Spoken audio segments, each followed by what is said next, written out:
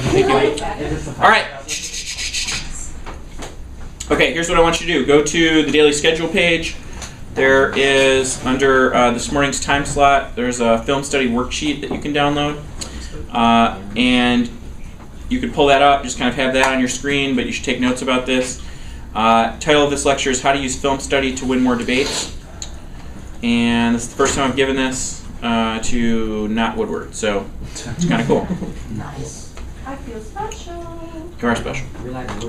So is everyone else that's going to listen to this on the internet, though. But you're beta testers. All right? So don't play Tetris. Don't play Angry Birds. Just listen and take notes. Angry Birds is so. The patron saint of this speech is one Peyton Manning, who once said this: "I knew film study was where I was going to try to gain some type of edge. I knew I wasn't going to run away from guys or throw through 3 guys. My idea was to try to have a good sense of where they were going to be. I never left the field saying I could have done more to get ready for this team." And Peyton Manning, obviously, despite not being the most athletically gifted quarterback in NFL history, has been one of the most successful in NFL history. And I think that that lesson applies well to debate, and that one of the things that we don't take advantage of as much as we should is the ability to record ourselves and then learn from the recording of our debates. So while you can get really good feedback from your coaches, from your judges, from your partner, from teammates who would watch you give speeches or watch you debate, there's really no substitute for just watching yourself debate, because you are your own harshest critic. You're the one who cares the most and is most invested in getting better. And so you are the one who needs to watch yourself debate and provide yourself with feedback and assessment. So there are 3 parts to this lecture. Roman numeral 1 is about recording. Roman numeral 2 is about watching yourself. And Roman numeral 3 is about watching others. And we'll go through these one by one. So Roman numeral 1 is recording. Subpoint A is what to record. Roman numeral 1, recording. Subpoint A, what to record. First, you should record all of your debates. The bulk of this lecture is going to be talking about how to use recordings that you make of your debates. You should always ask the other team if it's okay. They'll almost always say yes. Often they will especially say yes if you offer to jump them a copy of the video after the debate. If they say no, just record your own speeches, but you should get in the habit of recording all of your debates, and we'll talk about that more below. Number 2, record elimination debates that you're watching but not debating in. If you have a small library of these, it's very educational for younger debaters, and it's a really good scouting tool, which I'll talk about in Roman numeral 3. You should always ask permission. Again, most of the time people are fine with this. We very rarely see issues with this. Make it clear that you're not going to post these on YouTube or whatever. That usually alleviates most people's concerns, but most elimination debates at this point, at least somebody is videotaping them. Number 3 is record decisions, but only with permission. Some judges are probably going to freak out about this, and so you should just live with that and not record them. I'm going to try, and I don't know if I'm going to be able to follow through with this, but my plan for this year is to record every decision that I give and put it on the internet as kind of an experiment, and also as kind of a check and an incentive on myself to be better in the post round. It's not essential that you do this, but I think as I've experimented with this just kind of on a small scale, I think it's really powerful, and I think it is a great way to communicate oral critiques with your coaches. One of the things as a coach that is tough is if one of my students has a debate and they get feedback from the judge, the explanation of that feedback that I'm getting is kind of filtered through their understanding of the debate, and so they might say, well, you know, this judge said this, and I'll be like, that doesn't really sound like something that judge would say. Sometimes I'll follow up with the judge and talk to them about it, and I get kind of a different story. You should always still be taking notes about what the judge is talking about, but if the judge is willing, just record it, and then you can be honest with your coach about what the judge actually said. And number 4 is just be mature. Some people are really afraid/hate video cameras, and they have their reasons, and I don't necessarily think that they're always wrong. People have lost their jobs because of videos that have been taken at debate tournaments. And so if you encounter somebody who just is hostile to videotaping, don't make a scene. It's not worth fighting about. Just deal with it. But if you are respectful, and if you don't put stuff on the internet just kind of for public consumption, but just use it for your own educational purposes. Pretty much everybody's on board with that. There have already been teams, St. Mark's has been pretty good about recording, Lexington has been pretty good about recording, and I don't think there have really been that many fallouts. But just don't be a jerk about it, because if there is someone who's a jerk about it, that might hurt everyone's chance to record debates. Subpoint B is how to record. Subpoint B, how to record. First, obviously, you need to get a camera. Some schools have video cameras that are available for checkout through the library or the AV department or whatever. Pretty much every school, I think, at this point has that. You should talk to your coach or talk to your librarian about checking those out.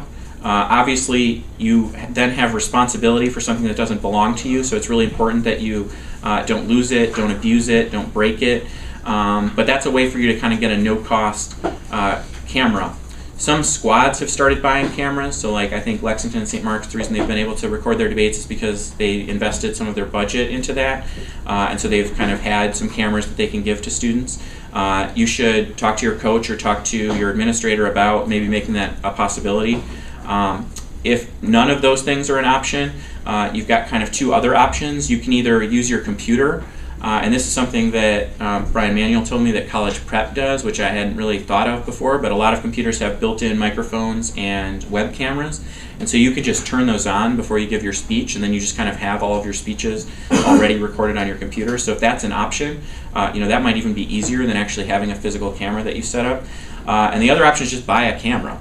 And if you watch eBay and if you watch kind of deals at places like Best Buy, you can get a pretty solid functional digital camera at this point for less than $100. There are like pretty solid debate cameras for like $80, and $80 is a lot of money.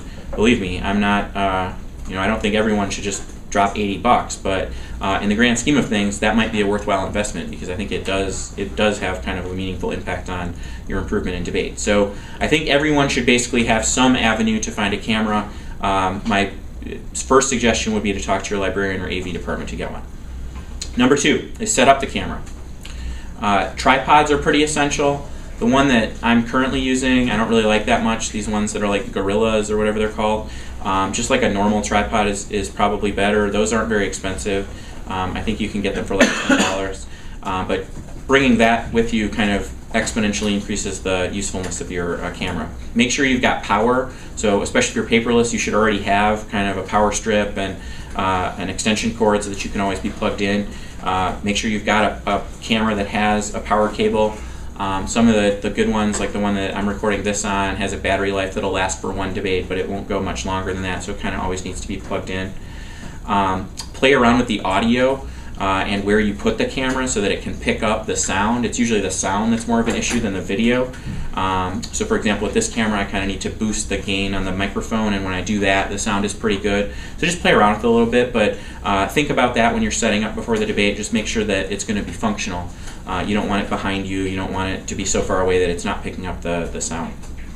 Number 3 is don't forget, and this has been, in my experience, the most difficult part, even when I've tried to record every debate. There was a time where I got through a few months where I was audio recording every debate, but after a while you just kind of forget and it becomes annoying and you just don't want to do it. So you've got to figure out a way to make recording part of your pre-round routine so that when you get to a room, you set up your computers and you set up the camera, and it just doesn't take much time, and it's not something you have to consciously think about, but it just becomes part of your routine.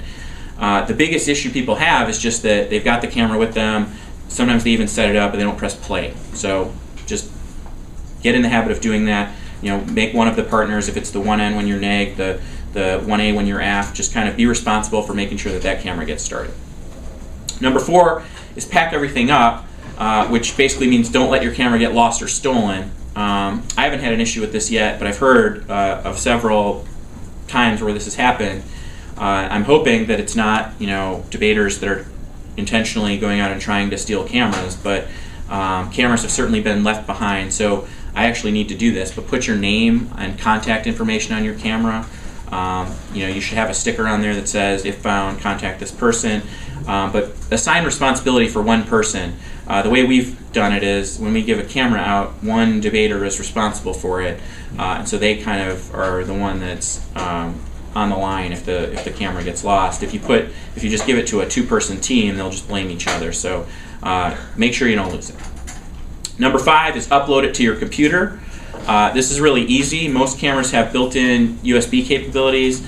Some of them just have like a USB plug in them. Some of them you have like an external adapter that you plug into the computer. But get it onto your computer, rename it right away so that you've got it according to some naming convention. So I use date and then like app versus neg, but it doesn't really matter what you use. You can put them in folders for different tournaments. The thing about these video files is that they're gigantic, so investing in an external drive or like a high capacity flash drive is probably pretty useful. I've got like one of the smaller external drives that has like half a terabyte on it that I can fill up with videos. But get them on your computer and then delete them from the camera, because usually you can't fit that many debates on even a big memory card because these files get pretty big. Number 6 is upload to the internet. We experimented with Debate Hall here. I don't think that's really a sustainable solution. DebateVision is okay, but the problem with that is that everything is public, so if they eventually make a private feature, that might be better. I've decided, again, what I've used in the past is MediaFire. I pay $70 a year for a Media Pro subscription to MediaFire, and that kind of gives me really, really fast bandwidth, or a lot of bandwidth, fast upload and download speeds, and basically functionally unlimited space. But even with just a free MediaFire account, you can upload basically as many debates as you want. I only recently added the Media Pro subscription. But once they're on the internet, you can share them either publicly if you want, but don't do that unless you've got the permission of the other team, or privately, and so that your coaches, your alums, anyone who's helping you, if you want to share something with a judge, you can just kind of give them the private link and they can download it. Hisong, you have a question? What's so bad about DebateVision being like public?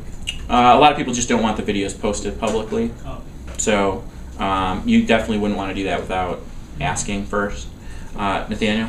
I'm not really sure how, like, compared to like documents and stuff that videos are. Mm-hmm. Is it a viable option to put them in Dropbox, or would No, you fill it up? way too big. Okay. How big is like Like a debate, if you record in HD at the lower setting, a debate is a little bit less than a gig. So you can, and that's I was going to talk about next, you can use programs that shrink the files, and so there are a lot of programs which will do that. The only issue with that is that it takes forever, and so I used to do that, but I just kind of gave up on that and just uploaded to MediaFire because the upload time is actually shorter than the processing time. But if space is an issue, you can download one of these compression programs and just run it before you go to sleep, and it'll take a bunch of hours, and then when you wake up, hopefully you've got the smaller file. No. Have you experimented with using Google Docs for it? I have not. Have you? I just noticed that there's an option. An option for that? Yeah. I had a debater who used the recording feature in Microsoft Word to record all of his speeches several years ago, before we had kind of ubiquitous camera access, and that actually worked. There's like a feature that I think is marketed towards students who are taking notes in classes, where you can like type your notes, and as you're doing that, it's recording what it's hearing. And so he did that, and that was kind of cool. I mean, the quality wasn't great, but I could at least hear his debates and give him some feedback. But get it on the internet in a place where you can share it, and then share it with the people that you want to have access to it. Yes?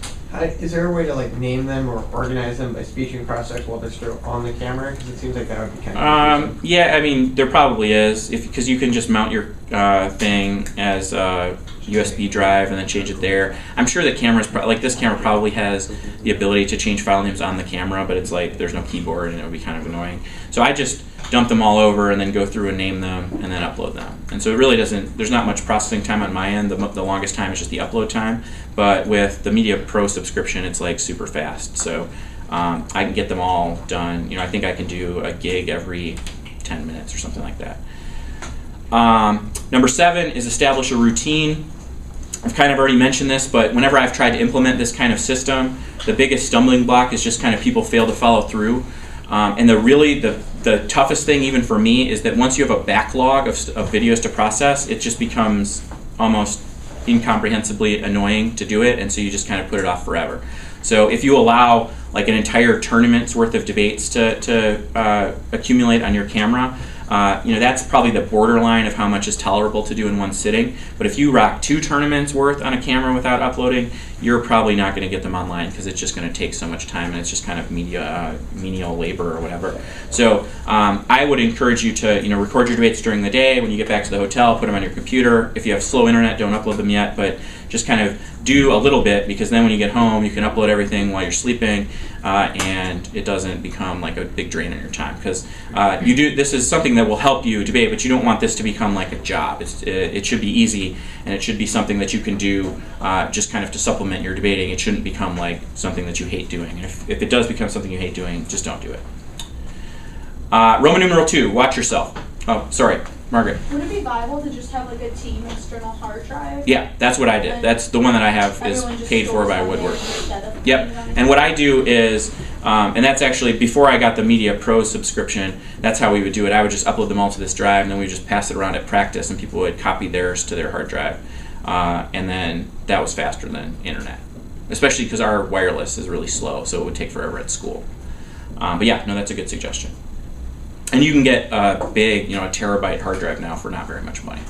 And that's another thing that you can talk to your library or your tech department about, because they might have that to lease out. In my experience, there's a lot of resources that schools have that no one really knows about, but that were purchased because someone thought it would be awesome to have this technology, and so they're just like super happy if anyone ever asks to use it, because it kind of justifies the fact that they got to buy this sweet new technology. And that was the case even when I worked at public schools, when I worked at Marquette, which obviously has a lot less money than Woodward. The librarians would have cool stuff for us to play with if we just asked. And so I would definitely recommend that. It might be that you have awesome stuff at your school that no one knows about or uses. All right, so Roman numeral 2 is watch yourself. Number 1 is assess. You should watch debates with a critical eye and not just kind of be a passive observer, but be actively critical of your debating.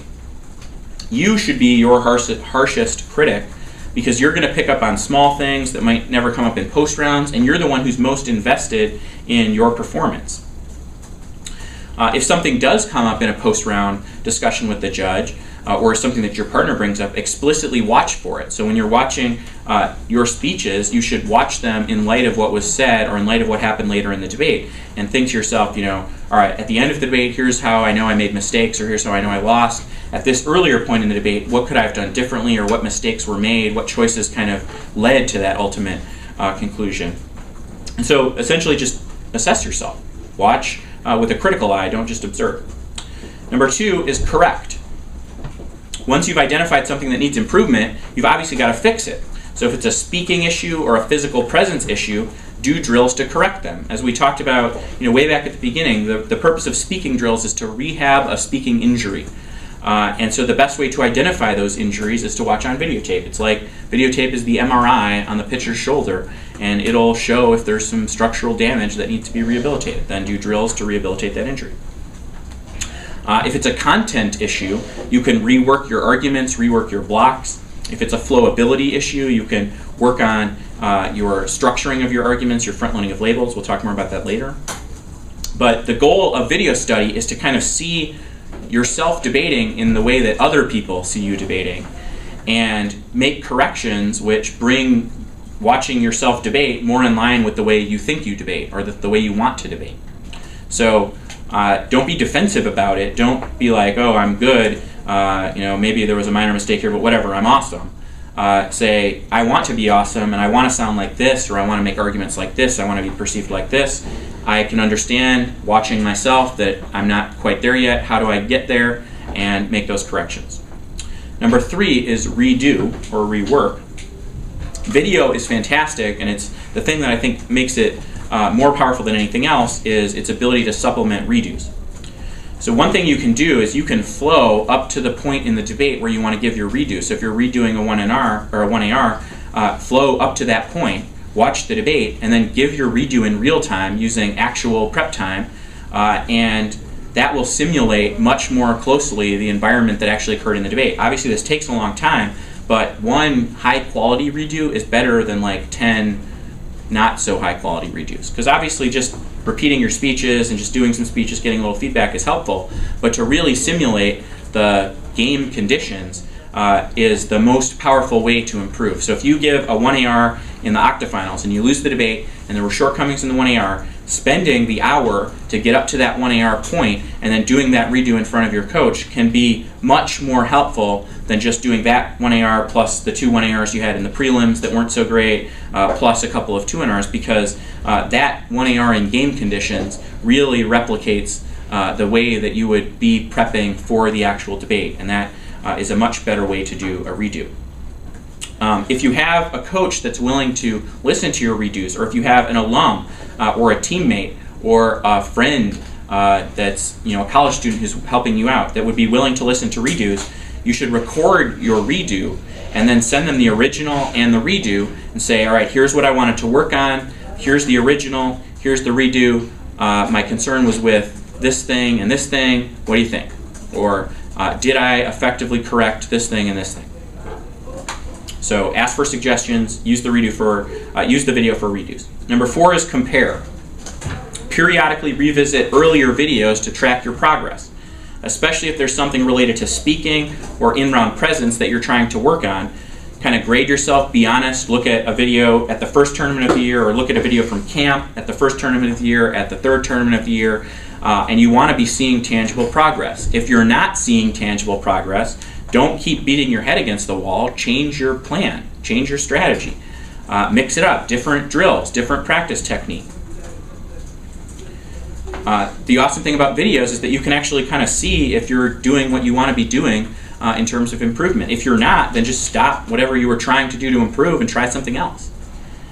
In the same way that Peyton Manning, if he throws an interception on a certain pattern because he misreads the way the cornerback is playing off the receiver or whatever, he's not going to just keep, if his correction to that is, I'm going to watch for the free safety, and he does it again and he throws the same interception, and then the next game he's like watching for the same free safety again and he throws the same interception, he's going to stop looking at the free safety and figure out where he needs to look instead, right? So the thing about videos is that they can kind of accelerate the improvement process because it stops you from going down a path that's not working.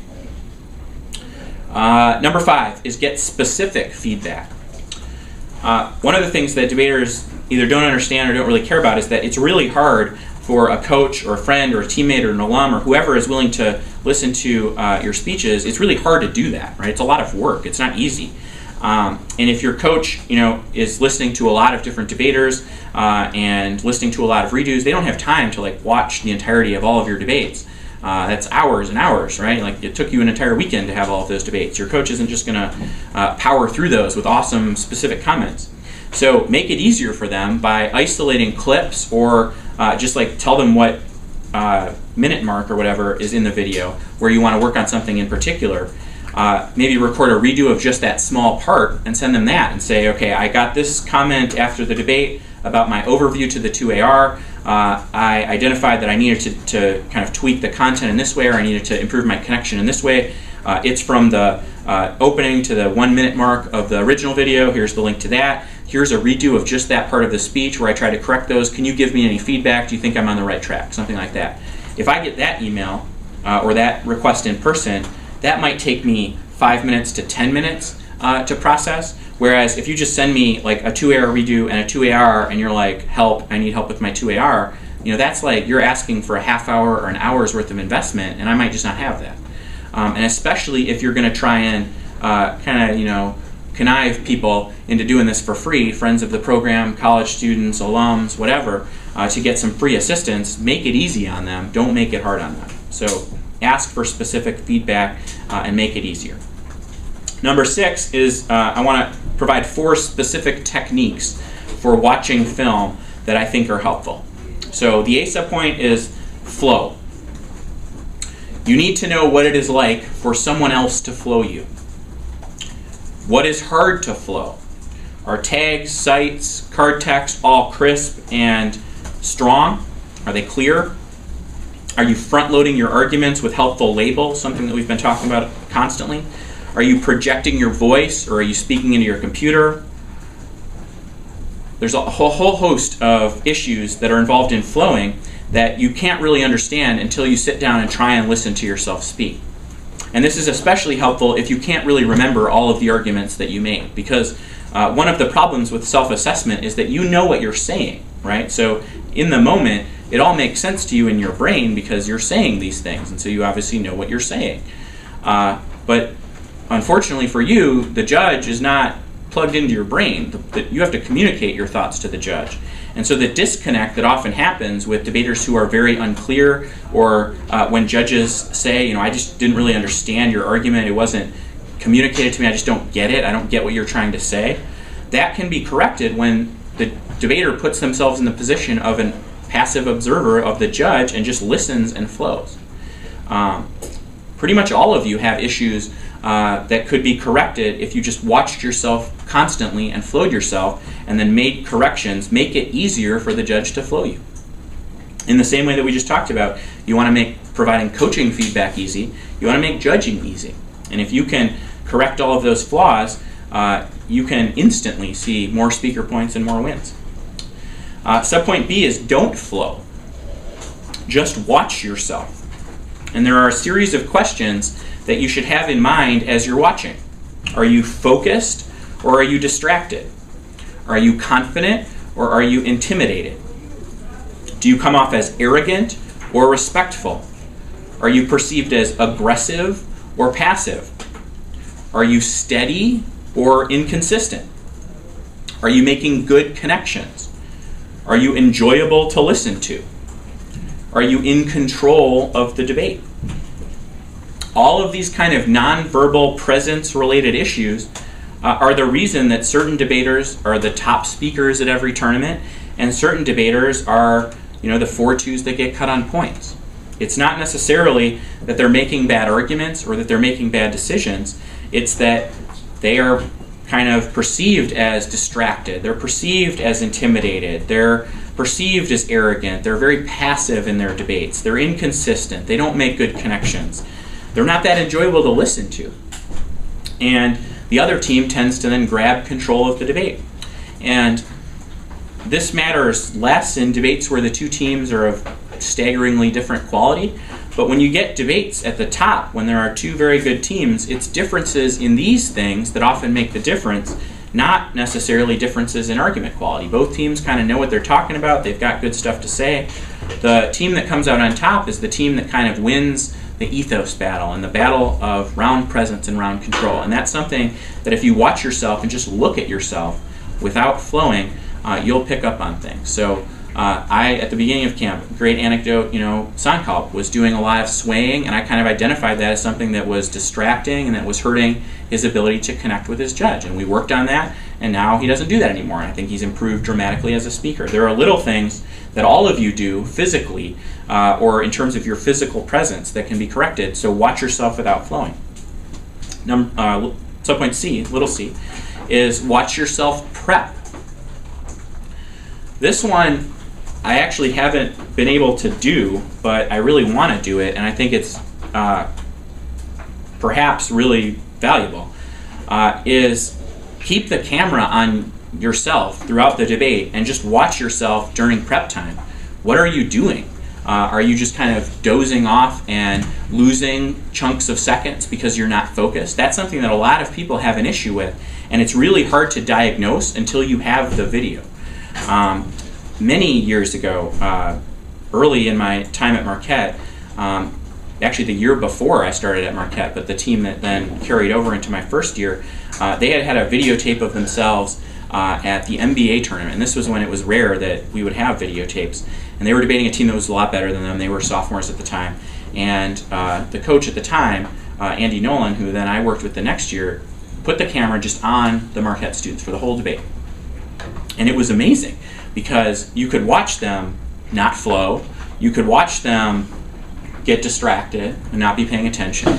You could watch them, shuffle papers and then put them down, or you could watch them lose things in the flow or whatever. And just by watching that, we kind of were able to powerfully help them improve their in-round ability and kind of cut down on prep time. But prep time is one of those things that it's really hard for a coach to assess. You take 6 minutes of prep time for the 2NC, and you mention that to your coach. What was the problem in that debate? Well, I took a lot of prep time for my 2NC, and the coach is like, okay, well, what was the issue? And you're like, I just don't know. don't know what happened. I was prepping, and I mean, I think I gave a pretty good speech, but time just got away from me. And it's like, I don't know how to correct that. I don't know what you were doing, okay?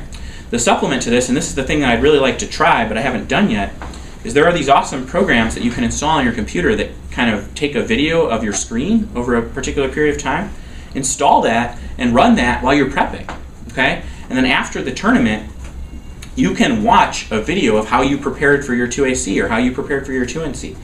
I didn't know for a long time that most of my debaters just did the copy and paste thing. They didn't use any of the like paperless macros because it wasn't really ever something that was talked about. I'm not sure necessarily even now what documents they have open, kind of how they shift between documents. And that's something that I feel like could be improved, and it's something that should be talked about, and it's a way to reduce prep time and improve the quality of prep.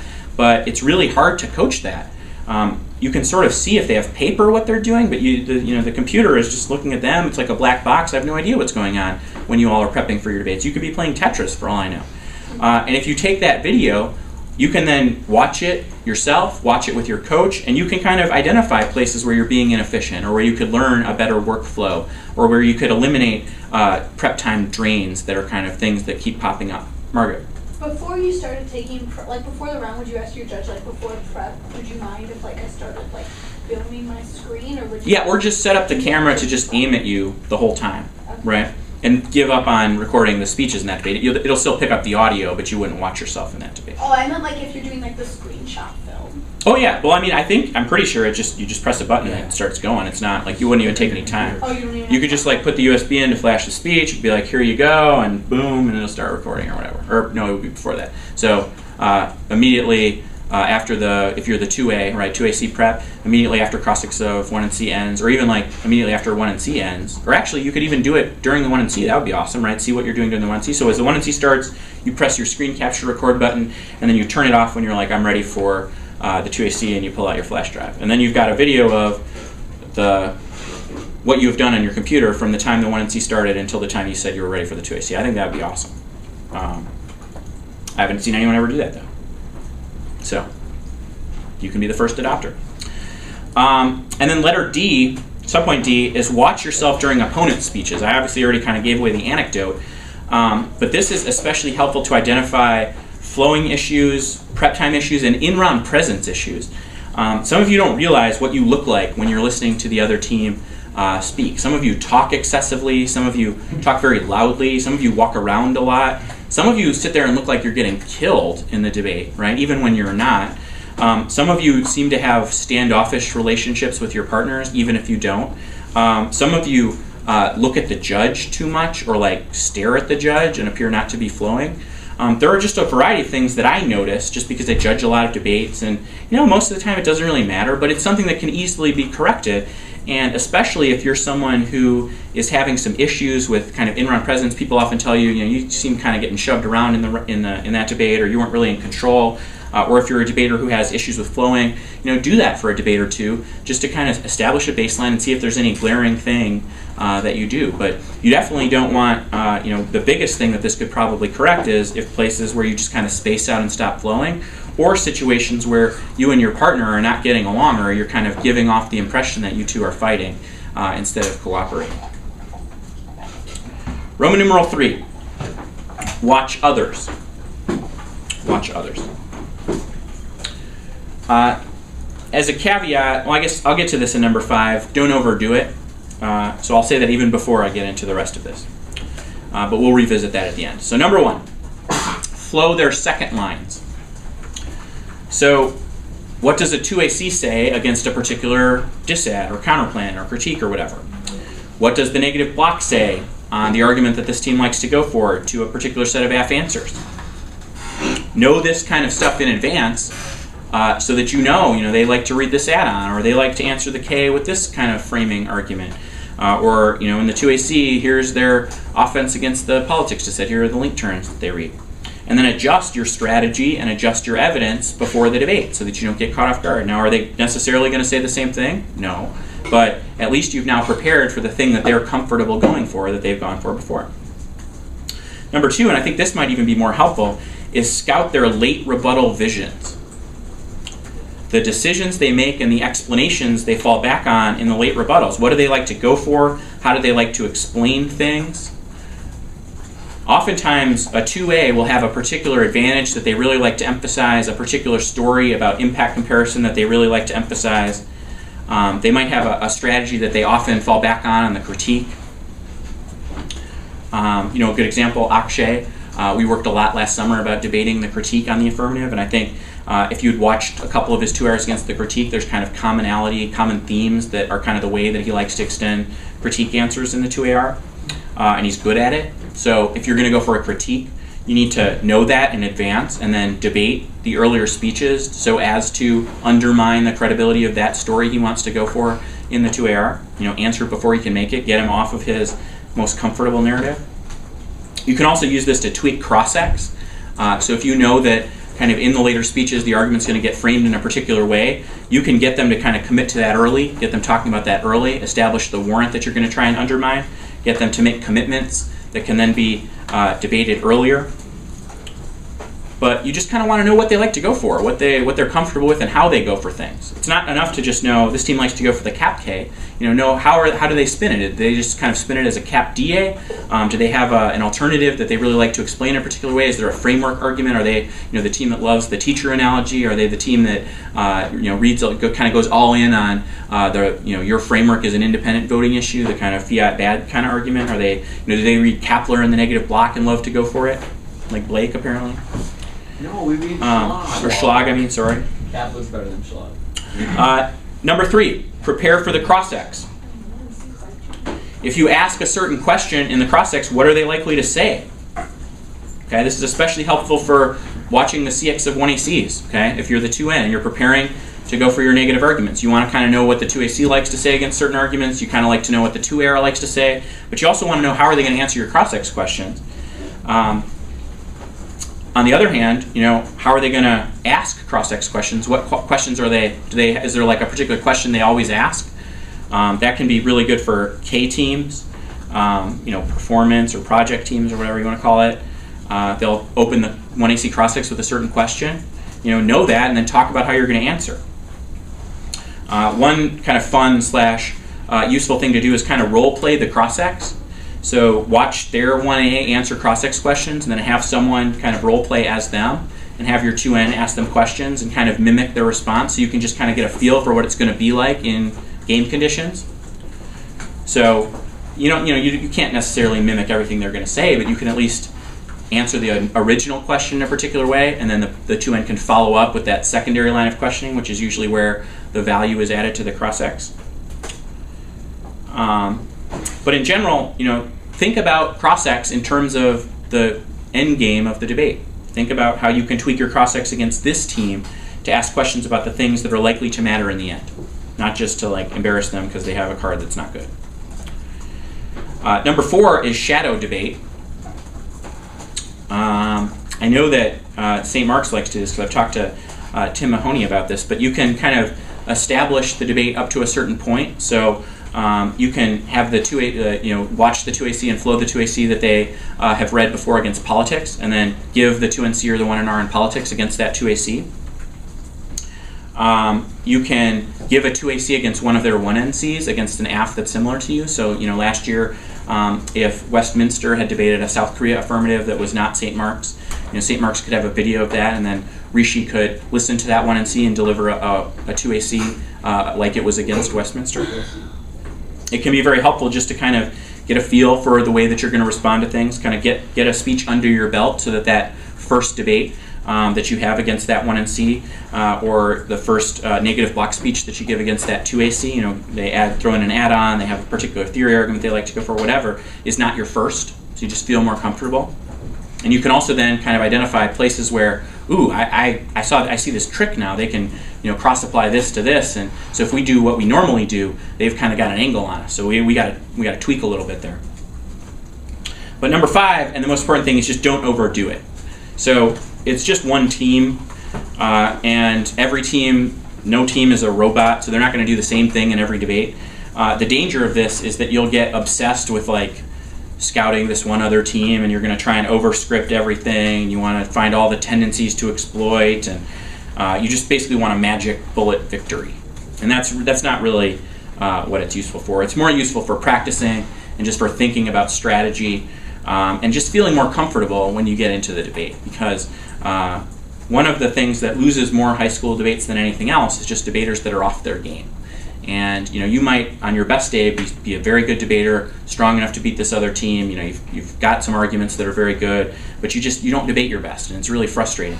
And one way to improve your confidence and improve your just comfort level in debates is just to practice a lot, play around with it. Have given that 2NC before, because even if the 2NC is a lot different in the debate, just from an emotional perspective or a psychological perspective, you're going to be so much more comfortable and so much more at ease when you step into that round and have to take on a big opponent.